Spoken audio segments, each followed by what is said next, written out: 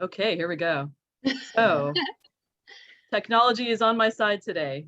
So I am now going to tell you all about the authors that we are so pleased to be hosting tonight. So Amy Jo Burns, pardon me, I'm a little bit anxious, sorry.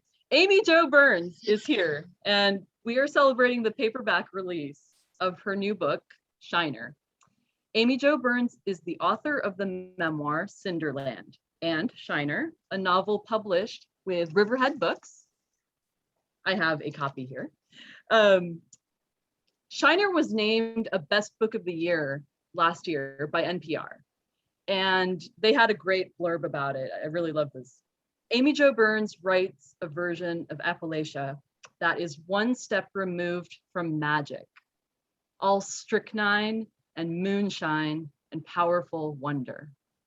Her writing has appeared in the Paris Review Daily, Tin House, Plowshares, Gay Magazine, Electric Literature, Literary Hub, and the anthology Not That Bad. And she is joined in conversation today by Phil Klay. Phil Klay is a veteran of the US Marine Corps. His short story collection, Redeployment, won the 2014 National Book Award for Fiction and the National Book Critics Circle John Leonard Prize for Best Debut Work in Any Genre, and was selected as one of the 10 best books of 2014 by the New York Times. His nonfiction work won the George W. Hunt Prize for Journalism, Arts and Letters in the category of Cultural and Historical Criticism in 2018. His writing has appeared in the New York Times, the Washington Post, the Wall Street Journal, the Atlantic, the New Yorker, and the Brookings Institution's Brookings Essay Series. He is on the board of Arts in the Armed Forces, and he currently teaches fiction at Fairfield University. His debut novel, Missionaries, was released in October last year with Penguin Press. And before I leave the screen, I want to tell you all, feel free to put any questions you have into the comments on Facebook. I won't bring them in as you put them there, but I'll wait until the authors have had a good solid chat, and we'll pop back in and bring them those questions. So without further ado, Amy Jo Burns and Phil Klay. All right, thank you so much, and very exciting to be with you, Amy. I know. Oh my gosh, I've been looking forward to this. This is really a nice thing at the end of a Tuesday to do. This is such a great book, and oh, thank you.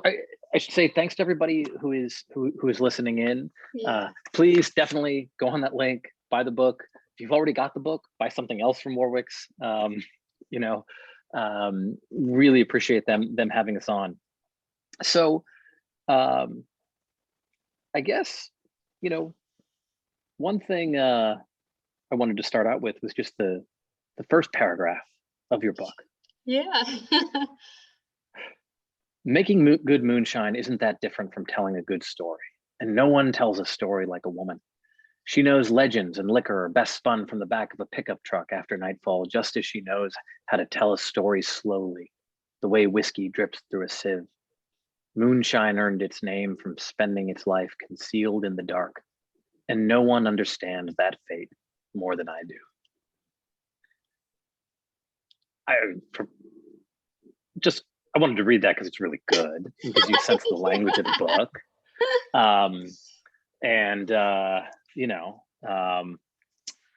But also, do you want to tell us a little bit about the person who's telling us that story? Sure. Because I feel like a lot of important things that come up later in the novel are sort of embedded in that paragraph. Yeah, sure. And I, just to start us off, I want to say a huge thank you to Phil and to Amanda and to Warwick's, for having us. And it's interesting. So the beginning of the book is actually one of the last things I wrote when I was putting the book together. And that paragraph to me it's told from the perspective of Wren. She's one of the narrators in the story, and she's a 15-year-old girl. She grows up in the secluded mountains of West Virginia with her parents. Her father is this local legend because he gets struck by lightning and he becomes a snake handling preacher. And that's sort of where the novel begins. But truly, this is a book about the women that are hiding behind all these mountain legends. And I wanted to tell a story about a young woman who is looking for miracles in all the wrong places. You know, she kind of grows up in this very isolated life, and she's taught from her father that a miracle has to be a lightning strike, or it has to be drinking, you know, poison and surviving, or taking up serpents. But really, you know, I hope by the end of the book, what people realize is that, you know, there are different miracles that are real, and Ren sees them pretty much every day in the women that are in her lives, and the way they're kind of, you know, so self-sacrificial toward each other. So I wanted from the very first moment of the book for this to feel like female myth making, or female legends, and that it is different from maybe the way a man would tell the story. So I wanted to just say this is going to be kind of a different archetype from the beginning. You know, yeah. So it was fun to write, super fun to write. It's fantastic, you know, and you know, you have these sort of characters in the book. You know, you mentioned, so the father was struck by lightning and survived, and this is the beginning of his legend, right? And then he's a you know, snake handler, and there's a moment where the mother says, "It takes no bravery to work a miracle," she'd say, digging potatoes from her garden's brittle earth. What takes bravery is when there's no miracle at all. And you know, you have these, you know, in a different sort of novel would be fascinated with the kind of larger than life, you know, Appalachia, you know, moonshiners and snake handlers, and the more kind of I think the folks who would fit in a certain way into certain stereotypes that we might have. Mm-hmm. And then what this novel does is it shows us that, but it shows us what's behind it, right? And the lives that are behind it, and the families that are behind it, and the ways in which, I don't know, would you say that the sort of the more interesting story is held by the people who aren't so enthralled to the myth, which is the women who have to put up with the myth makers? Yes, yes.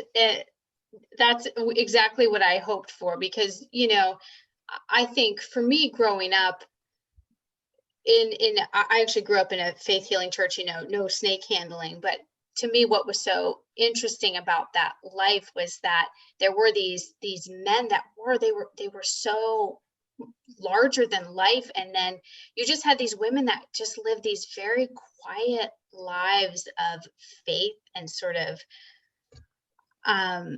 just sort of not desperation, because that wasn't it, but they sort of, I feel like they knew that all of the, you know, it was smoke and mirrors, basically. These things that men kind of hung their hats on. It wasn't where true faith lies. And I really wanted, that's how my grandmother was, I think. And I wanted to show what the Appalachian women look like. And that to me is, you know, when I think about, you know, my grandmother, that's who she was. And she wasn't a preacher's wife, but I do know quite a few preachers' wives, and they are all lonely, because it is a very, very lonely job to be married to a charismatic man, I think. Yeah. So which you're telling the stories of sort of different generations, right, within this family, and the novel moves in time. I'm just curious, where did you begin? Oh, so the only thing that I started with was the beginning scene, which is, you know, Ren, who is 15, sees her mother's best friend Ivy catch fire. And what happens is that her father comes out from his snake shed, and, you know, looks like he heals her, basically. And that, when I started, that was all that I had, and was just this image and this group of people, this sort of triangulation between, you know, the preacher, his wife, and his wife's best friend, and then the narrator kind of looking back and watching it. And I tried for a long time to push the story forward from there, you know, watching Ren grow up, and does she leave, and what does that look like?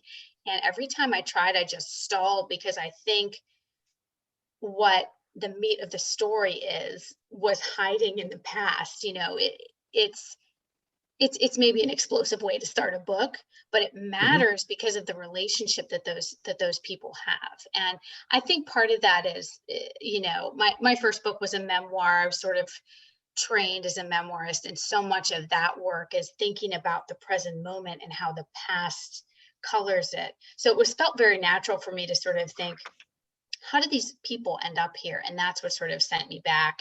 And I wanted Ren to really experience what it might look like to experience her mom as a woman, not as a wife, you know, not as a mother, but someone who had her own dreams and disappointments, just that were all her own before she kind of got sucked up into this life.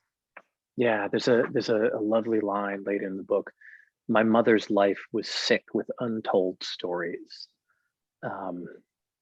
And then Ren later says, I didn't want to be a story.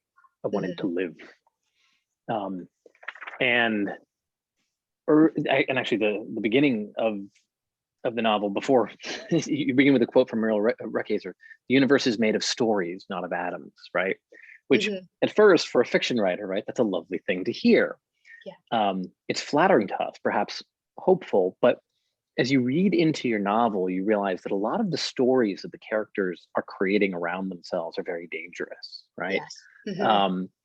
And so there's, you know, stories of this charismatic preacher and this kind of legend, but then there's the kind of stories of their own individual lives that they're telling themselves about who they are and where they're from and what they're a part of. How did that sense of, and how do you think about the roles of stories in building our reality when you were kind of constructing this book out of the various characters, both lives and the stories they tell themselves? Yeah, you know, I think I wanted to write a story about people that felt misunderstood, where they felt that they'd been written off. Yeah. And because of that, well, first of all, because I think that happens to Appalachia quite a bit, and not to Yeah. generalize, but I think that does happen. And what I wanted to do is to say to the reader, let's take a second look, you know. Right. And but what ends up happening is that because these characters, they feel misunderstood, they feel written off, it's because of the stories that they've become. And what ends up happening for the women in the book is that it creates this longing for a different reality that exists beyond the confines of this story that they're stuck in. But what it does for Briar, the preacher, is it makes him kind of bet on the myth of himself in a way that puts his family in danger. And the rest of the book is I think sort of about how to break free from that, or how to take, you know, the good things that come from living a life of faith. Because what Briar ends up is exactly what he wants. He wants to be the story, I think, and that's what, you know, his faith is not counterfeit. One of the things that I've felt as a reader is that when I read stories about, you know, snake handling preacher or preachers in general, you know, some people assume that the ambition behind it is always money. And it has not been my experience that that's the case. I think the men that I have known that are like this, they are ambitious, but it's not for material things. It's for this other world that exists, you know, where it's miracles and God sort of showing up in some way. But what ends up for Briar is that his faith is in that story and not in the God behind it. And then the rest of the book is the fallout from that, and sort of like, how do you grow beyond that? You know, if you grew up in that world, how do you get beyond it? You know, I mean, this is the thing, right? Like, it would be very easy to write a very bad novel in which it was just about sort of charlatans and freaks, right? Yes. And you know, early in the book, there's this sort of dichotomy where, you know, he's frustrated about the sort of, you know, the church is stumbling, you might say. And he says, no one believed in the power of taking up serpents anymore. Bitterly, my father claimed they believed in the power of prescription pills instead. And then later there's a line, heroin gave folks the kind of community they'd once found in church, one with a leader and some loyal followers, a shared resolve to outlast another long winter. Just like Flynn, Moonshiner, everyone in the hills hoped to divine some way to feel less alone. And so there's this sort of mystical sensibility that he has. There's a very real and important like communal thing that he's trying to, and part of the tragedy of it is that he bets too much on, you know, later there's a character who says, you know, Flynn loathed the idea that God was some kind of cheap magician. Why worship something you could find for $2 on the midway of a county fair? And it's this sort of religion that's almost sort of captivated by extremity and novelty. Yeah. And there's a passage where the mother is first getting interested in Briar after he's been struck by lightning, right? And he's telling stories about his trip to the other side. Briar knelt and detailed all the new ways he'd seen their world. The mountains shaded with cobalt, the trails flecked with indigo, the creek shimmering in sapphire. Flynn had never seen Ruby's face lit with such wonder. Every time Briar paused in his descriptions of his epic journey to the other side, Ruby tilted forward just a little and grabbed the hem of her skirt. Briar was rosy-cheeked and spooky-eyed and just as fetching as ever. This was no logger or miner or shiner. Briar Bird was something fresh, all his own. To see the familiar anew was a miracle indeed. And he thinks the amazing thing is that he got struck by lightning and lived, right? And this story that he's spinning is a part of that. But for her, she's seeing the place that she lives anew. You know, I think of the Gerald Manley Hopkins line, "The world is charged with the grandeur of God," right? And that's that sense of being able to recapture that sense of reality is there at the beginning for her, but then he begins on this sort of interior journey that leads her to the side. And I, you know, so much of that is, you know, when I was growing up, I didn't realize actually until I went to college that I had not really known what it was like to meet new people, because I feel like I was born sort of just knowing everyone.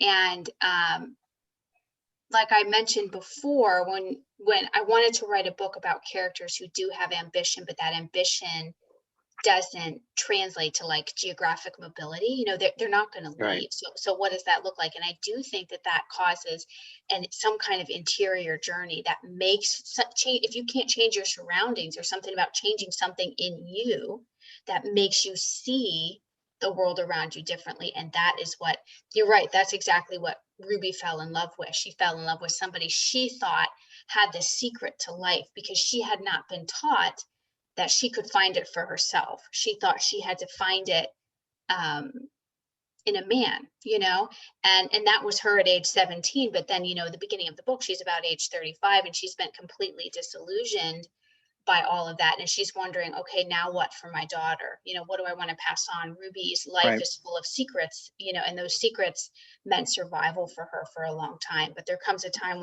when a secret runs its course.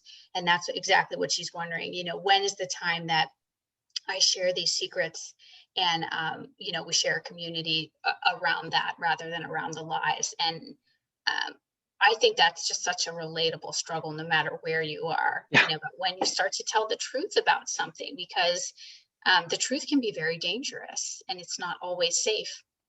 And that's, you know, I think Ruby is thinking, what do I want to leave my daughter with? And she's kind of stuck there trying to figure it out. Yeah. You know, when do I equip her for the difficulties that she's going to encounter, and what would be a burden, right? And what I think she's also sort of, you know, letting her daughter say, you're going to see for yourself. And I think that's exactly, we've caught the book sort of in cases Ren's eyes opening about who her father really is, and Ruby doesn't have to say much at all, because her father's actions, you know, they sort of start to come back around. There's consequences to the life that he's built. Yeah, and one of the things that's really sort of just wonderfully done in the book is, the mother is disillusioned, right? But the daughter, at one point says, as a girl, I'd adored my mystical father, even as my mother's reverence for him waned. I couldn't help but fall in love with him when he held a serpent, Mm. right? Mhm. And you sort of see like, she is captivated by aspects of him, and aspects of him are captivating, right? It's not for Oh, yeah. nothing. Yeah. And then it's trying to find that way where she doesn't want her stilted, right? She doesn't want her bitter. She wants a sense of wonder, right? Yes. Which you can see in that passage, but not to be gullible enough, I suppose, or inexperienced enough to be able to fall into the same life that she did, where it just sort of, she feels blocked at every turn. Mhm.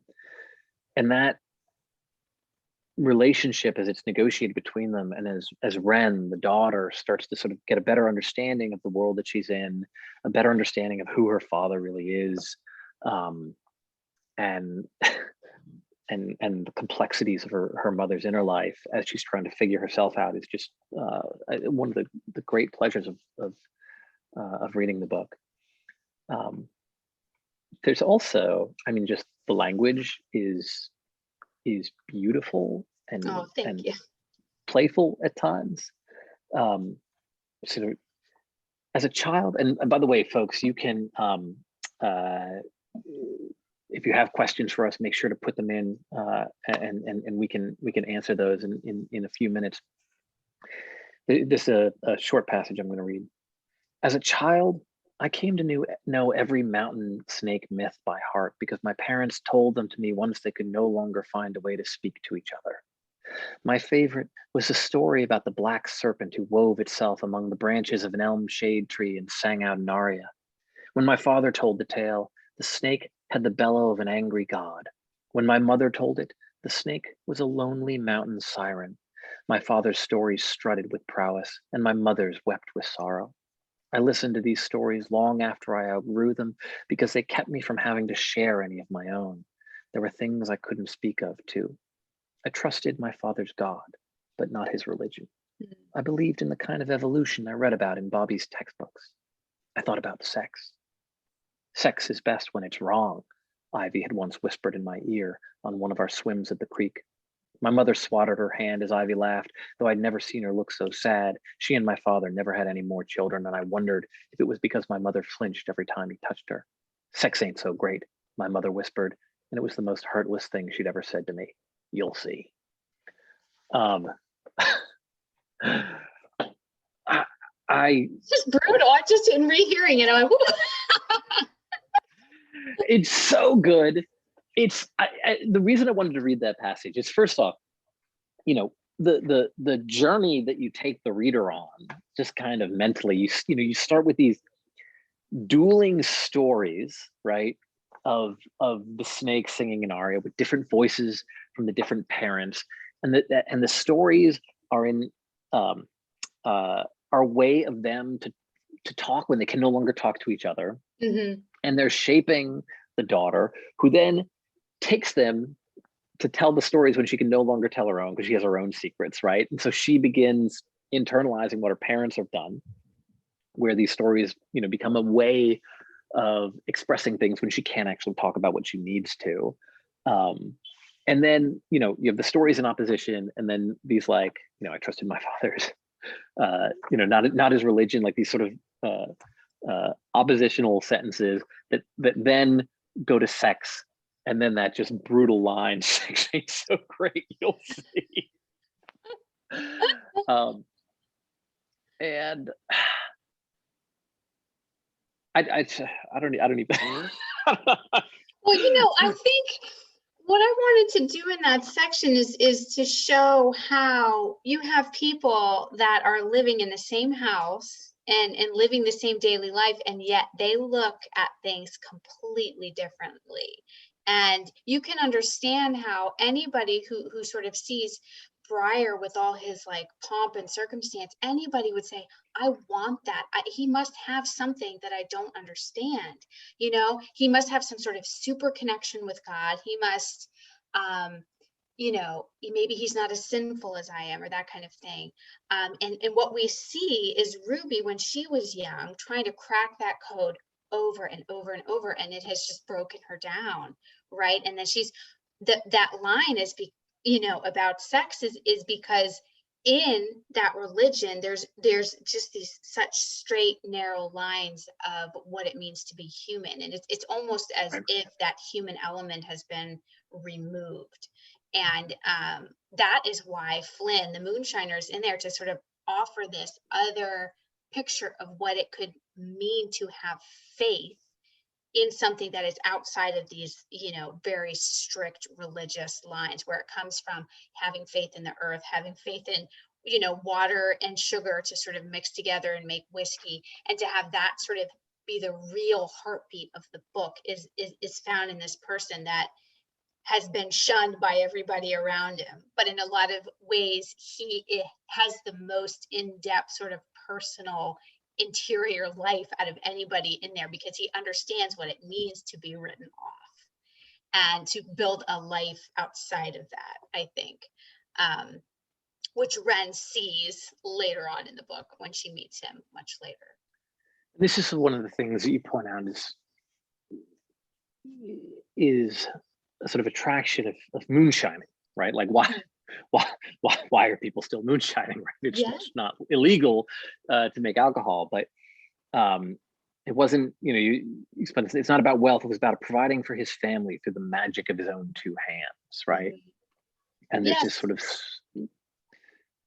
stubborn. And I think that people still do it because it is a way of life that reminds people of their fathers or of growing up around the campfire, that kind of thing.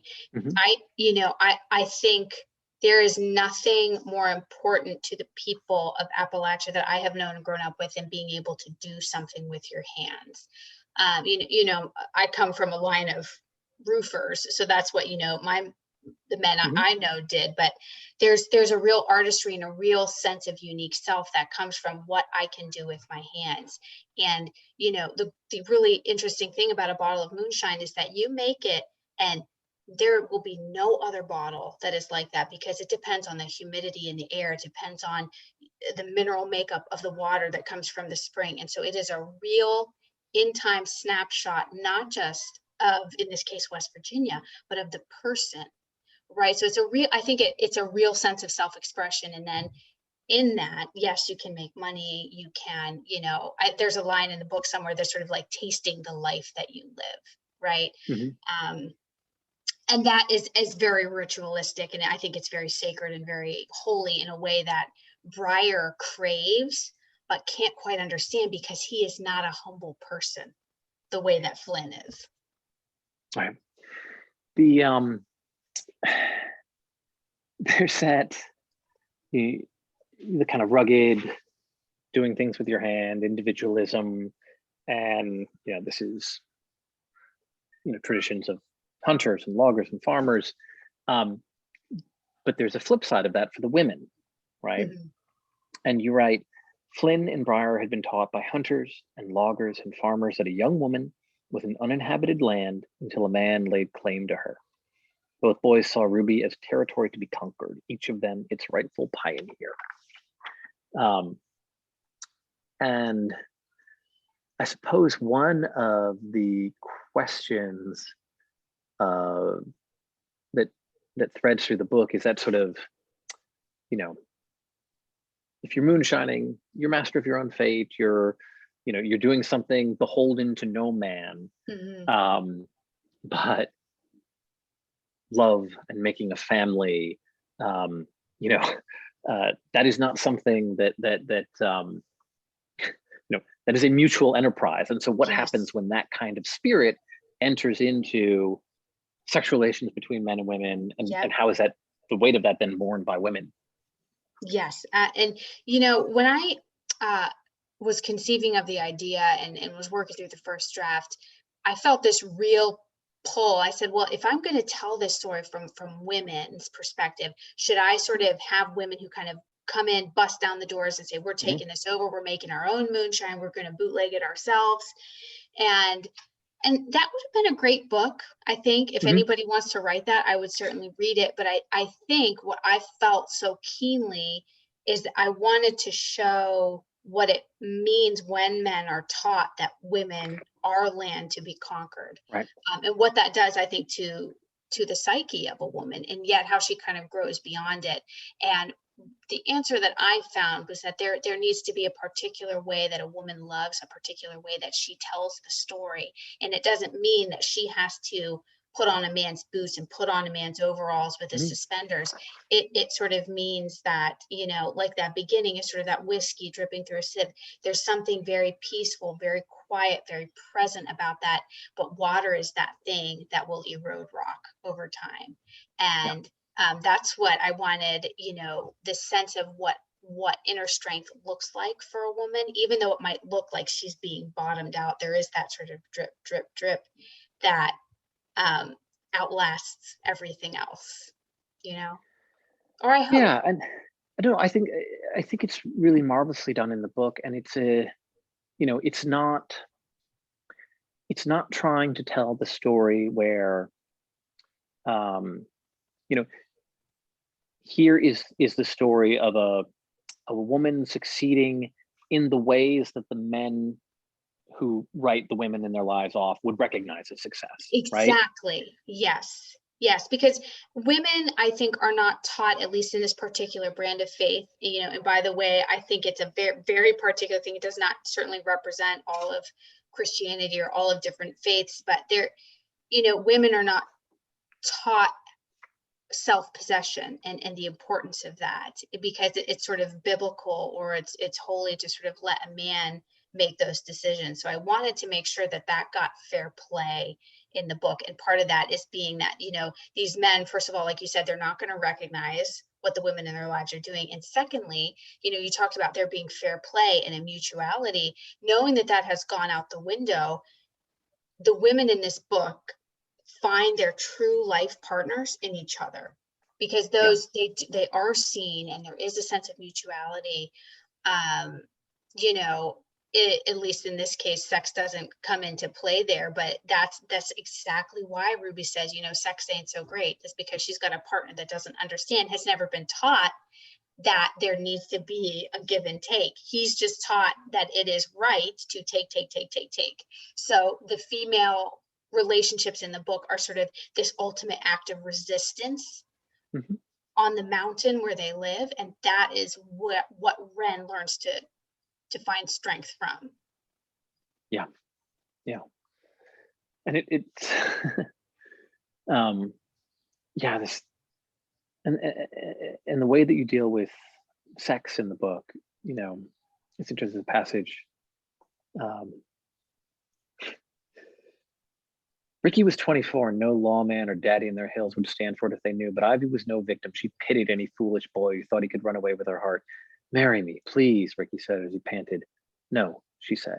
She would not let him kiss her mouth. It wasn't about love, it was about power, and Ivy had just gotten some. And, you know, in the context of the book and these,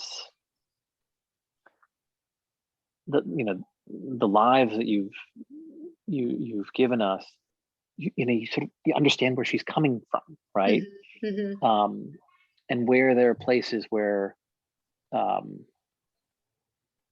little bit of power can be taken and agency exercised, right? Yes. But it, you know, the sort of the context and, you know, distorts things for them. Yeah, I mean, I think Ivy is taking what she can get. The reason I love Ivy is that I feel like she's sort of that, you know, bad news prophet, so to speak, in the book. Like, she is calling it like it is, and she's got no disillusions about what's really happening. And she feels this pressure of, she loves that Ruby does have that sort of hopeful innocence, and she doesn't want to squash it, but she also doesn't want to see it squash her. And I think she is finding a way to survive. And part of her survival is making sure that Ruby survives. And that becomes one of the biggest, I think, knots in the book, is that there's something that happens between the two of them that Ivy could not fix. And that there's a lot that tumbles out after that as well, because you're right, she's trying to find a place where she at least can have a mirror image of power where there's none to be had for women. Yeah.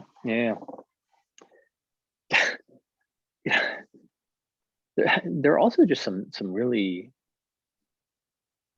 just intensely gripping sort of narrative threads in the book as you're going through, and I don't really want to spoil any of the things that happen, but how did you ultimately decide on the structure of this as you were putting it together?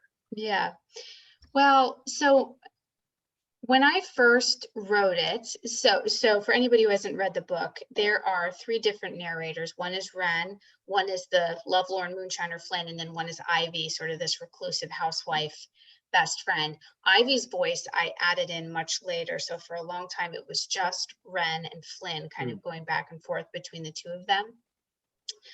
The structure, to me, the way that I wrote the book is actually how it is laid out. Is I Really? just, yes. And I didn't realize that was strange until I had people read it and say, I don't know why you told the story this way. I don't, my brain is having trouble following, especially in the editing process. I had to do a lot of work to sort of make sure people understood when and where they were. Mm-hmm. I realized, because I published this book, that is sort of my brain, I think, experiences multiple moments in time at the same time. So it felt very natural to me to sort of like look at Wren and then sort of just widen and widen and widen my view. But really the way I decided to structure it had to do with the fact that if I want to tell a woman's story and sort of say, I want to do away with what we know of as universal coming of age, that has largely been about men going out and conquering. And if I'm going to tell a woman's story, I wanted the structure to reflect that as well. Mm-hmm. And so that's why it sort of works backwards in time, because I felt like it was sort of this traditional thing to have this propulsive forward movingness. And what if we moved it backward? And what if the most important things that happened are these things, these seeds that are hidden in our past that don't really come up out of the ground until we're older? So I sort of, it was kind of like eavesdropping. I don't know if you feel this way, but I think I sort of sat and meditated with Wren and listened to her for a while. And then when she was done, it was sort of like, we looked at the next seat in the campfire, and there was Flynn, who sort of said, let me tell you how I saw it. Because I think if you're trying to capture the true story, and that's what the opening chapter is called, true story, you can't limit yourself to one perspective. A true story is found in a lot of different perspectives. So I wanted to give sort of this sense of letting a lot of people weigh in on the same thing.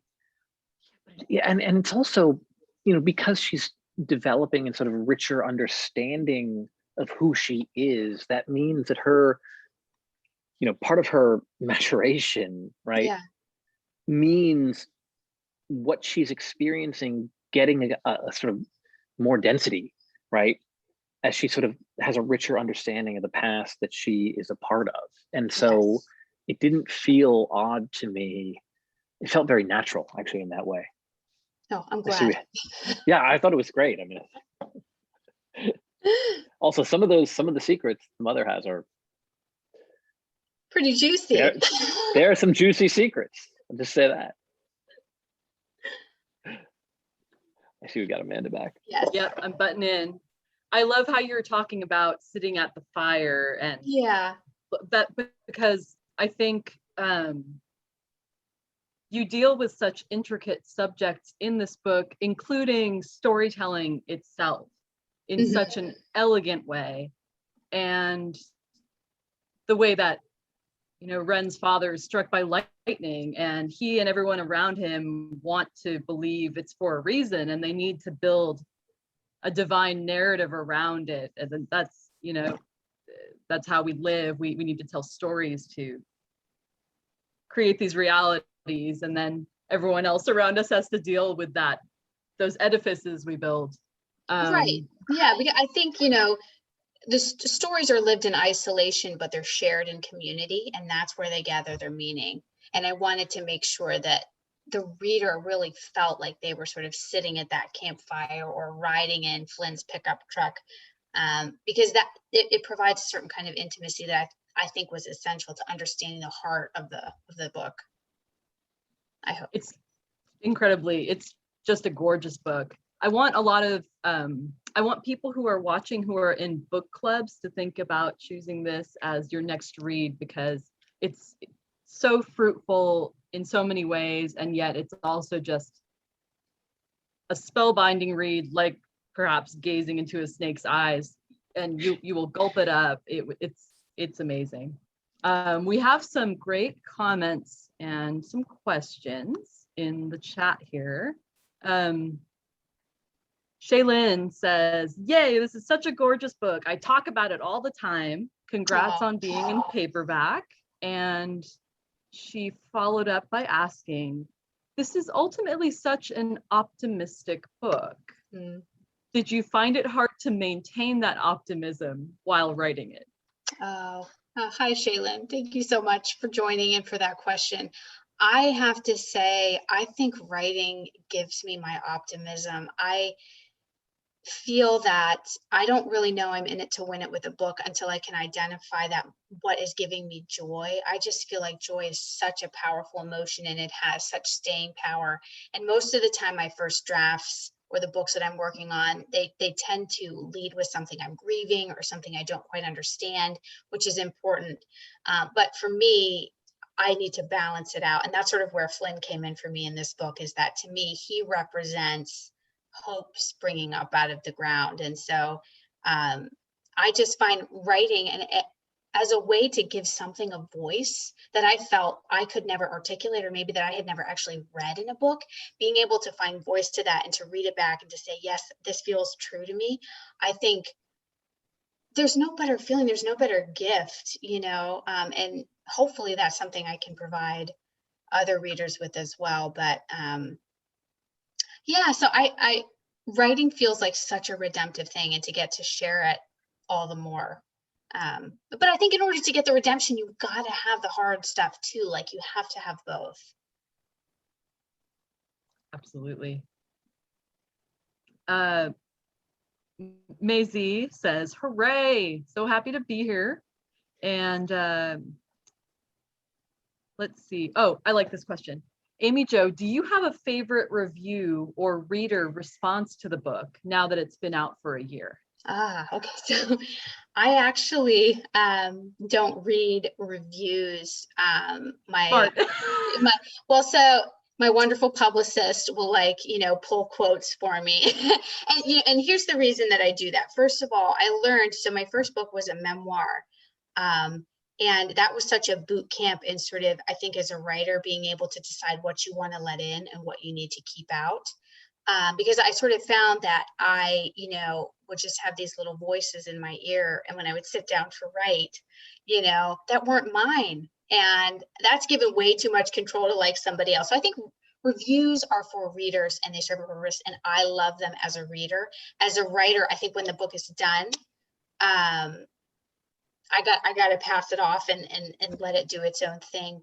But, to the question about readers, I have gotten, oh my gosh, it's been so wild Phil knows this, to publish a book right now. I mean, it's just been so bananas. And there have just been readers of people who live in West Virginia or grew up in West Virginia that emailed me and said, "You got it, you nailed it." I was like, oh, that just meant so much to me, to sort of feel that I'd represented them well on the page. And, I think when people point out something to you that you don't realize what you did is really wonderful. Somebody told me that it was like reading a folk song. And I never thought about my writing that way. And it was just such a nice thing that someone said to me. And then I realized, you know, sort of the first stories and the first things I heard were songs that my dad sang with his guitar. So that was so meaningful to me to sort of see like a progression for me to find a new way to tell my own story, but to still have it be rooted in something that comes from where I came from too. Wow, that's incredible. I have a question. Yeah. So I saw that you mentioned in an interview a few years back that you mentioned this true story of a ballerina who caught on fire during a performance. And so I just wonder, is this something that has followed you in all your writing? Is it something that this image or this story, is it something you grapple with a lot? Because yeah, I mean, I feel like, you know, the time is probably right. I might have like plumbed the depths of that because, you know, so Cinderland, which is my memoir, is full of like fire imagery and everything. And then I wrote that story and about fire. And then, you know, obviously this book begins with a fire. I think, you know, like I said, being around the campfire was just such a big part of how I grew up, and it feels very natural in terms of how I tell stories. And, you know, growing up in the Rust Belt portion of Appalachia, there was just a lot of like just empty, dead stuff. And when I think about what inspires me as a writer, it is that it's abandoned buildings, it's old steel mills, you know, things that sort of have been laid to waste. So I think it's sort of that, it's my material, I guess. It sort of has been the landscape of the world as I first saw it. So it's sort of, it's how I come to understand, I think, what I see. Yeah. wow. We have Glory Ann asking what else you're working on, Amy Jo. Oh yeah, so I am working on a novel. It's set in Western Pennsylvania. Sort of, there's similar themes, I think, of stories between women and fire. But the book I'm writing now, it is about a famous folk singer who disappears, and 35 years after her disappearance, a meteor hits this same forest where she disappeared. And because of this meteor strike, the true story behind what happened to her intertwines with the life of this young woman who witnesses the meteor hit the ground. So it's about music and memory and sort of staying power of folk legends between women. Super fun to write. Oh my goodness, the best thing about the last year has been escaping into this book. So part of it is set, you know, Western Pennsylvania, but then the other half of it is set in 1970s Nashville, which was a blast to write about. So thanks for asking. That's so cool. You don't, I don't, maybe I'm just listening to especially dour people, but you don't often hear people talking about how fun it can be to write. You know, I think I just, it's, thank you for saying that, because I mean, I think a lot of things I write tend to be very sad. So it's nice to hear that there is joy. I think there's just, over the last year, there has just been so much that we've all had to face that has just been loss and living with it and not being able to look away. And I feel in the depths of my bones how important it is to bear witness to that.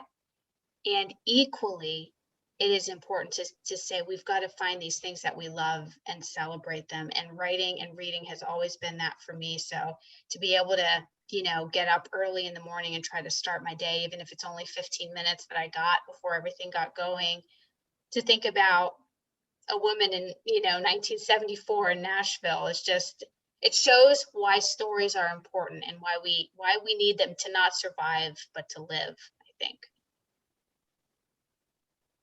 Amazing. I think that's a great place to leave things. Although I do also want to ask, Phil, have you been having fun writing this year? What are you working on? Yeah, so I have a book of my collected sort of like essays and nonfiction that's coming out next year called Uncertain Ground with Penguin Press. And so just sort of finishing at that. And I'm at work on a new novel set in 1970s Czechoslovakia. My grandfather was the ambassador to Czechoslovakia in the from 1976 to 78, sort of important year for the Czech dissidents. And my grandmother, very serious Catholic, was at one point asked to basically spy for the Vatican, to pass messages and things for the Vatican, and she turned them down because she was, the American ambassador's wife, and it was a little bit too high profile. But some women did certain things like that, in part because they weren't taken as seriously, and had a little bit more freedom of movement. And I figured that I would write a novel sort of imagining if she had said yes. So I've been doing research into that time, and reading, my grandmother's letters from the time, and all this sort of great work by Czech dissidents. She'd been asked to be a sort of basically a little bit of a liaison with the Catholic resistance to the communists, and I figured that it would be interesting to write a novel imagining she said Wow. yes. Phil, that's so exciting. I can't wait to read it. Totally. Thank you. I mean, right now I'm in the research process, which is just Yeah. total delight. I mean, I'm like reading lots of amazing Czech literature, but writing will be the painful part. Do you research and then write, or do you do it like simultaneously? Both. I start out by, the kind of like amount of research to the amount of writing starts out being like like a lot of research and not that much writing. So right now I'm just writing like sketches and ideas and individual scenes and inventing characters, and as things goes along, that'll coalesce into, chapters, and that's the hope anyway. Yeah.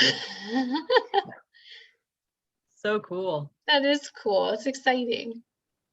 Thank you so much for joining us, Phil. It was obvious how deep and delightful your reading of Shiner was. It's such a good book. It's honestly, such a good book. I mean, just what a gift, Phil. Thank you for reading it so generously and thoughtfully. I don't take that for granted. Thank you so much. Thank you guys. And last question for both of you. If people want to follow you on social media, what's the best way to do that? If you do that. Yes, you can find me on Twitter at Amy Jo Burns, and I'm also on Instagram at Burns Amy Jo. I'm Phil Klay on Twitter, and I have a Facebook account, but I never go on Facebook. So yeah, somebody had like sent me a message, and they were very angry that I hadn't responded to them for months. And it's like, wow. So, but I'm on Twitter pretty regularly. Whether that's a good thing or a bad thing, who knows? But I am. So it's Phil Klay. I've been mispronouncing your name this whole time. Everybody does it. Yeah, it's it's probably easier for people. But yeah, technically, it's Klay. Well, it's very kind of you to be so easygoing about it, but I have a name like that as well, so I like to try to get the pronunciation correct. So thank you so much, Phil Klay and Amy Jo Burns, for being here with us today. And everyone, get Shiner and follow these two and read what they're writing next, because I mean, obviously I haven't read them yet, but I can pretty much guarantee whatever they're working on is going to be awesome. So thank you both. Thank you, Amanda. Thank you. All right. Goodbye, Facebook land. And you can rewatch this later on Facebook, and we'll be putting it on YouTube, everybody, just to let you know. Thank you.